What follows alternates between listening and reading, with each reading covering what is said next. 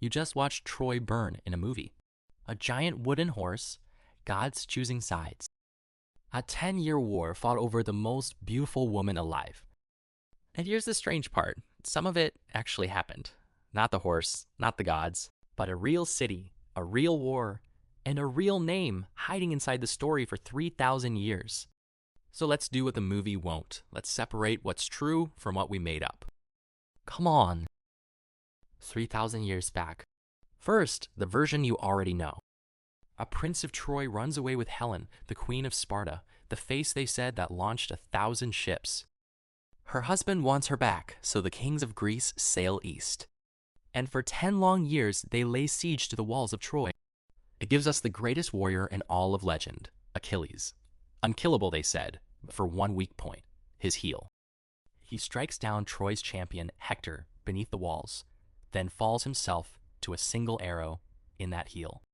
Still, the Greeks can't break the city, so they build a trick, a giant wooden horse left outside the gates, a gift and a surrender. The Trojans drag it inside to celebrate. That night, soldiers pour out of its belly, and Troy burns. It's one of the oldest stories humans have ever told, and for centuries, that's all we thought it was, just a story. Then people went looking for it, on a windswept hill in northwestern Turkey, a place called Hisarlik. They didn't find one city, they found nine cities stacked on top of each other, each built on the ruins of the last. The deepest going back more than 5,000 years, and one of those layers tells a very specific story.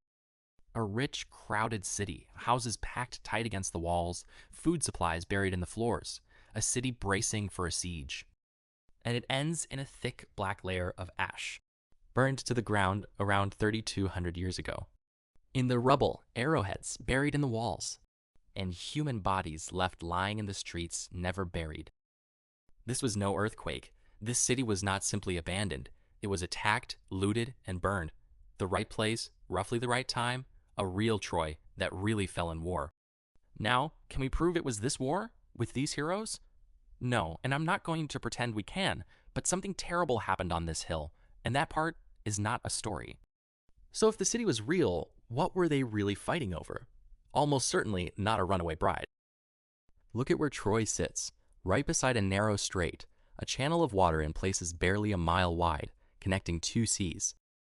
Every single ship moving between them had to pass right under the city's walls. And whoever held that water controlled the trade, the grain, the metal, the tolls.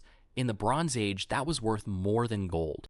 A stolen queen makes a beautiful story, but control of a choke point like that is a real reason for empires to go to war. And this is where the legend stops feeling like fiction, because Troy wasn't the only power writing things down.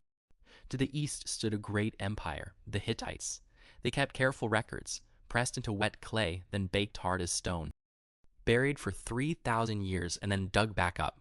On one of those tablets, a treaty more than 3,000 years old, they name a real king of that city.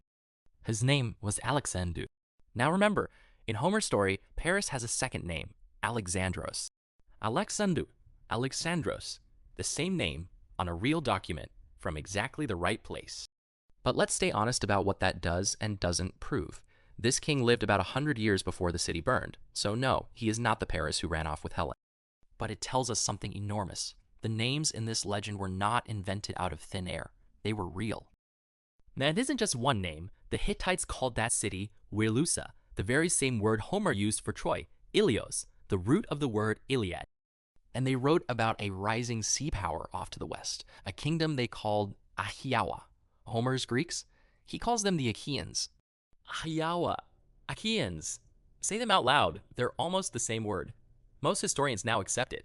The entire cast of the legend maps under real Bronze Age powers, a real city, real Greeks, fighting over a real coast. But here's the part the movie leaves out completely. Troy did not fall alone.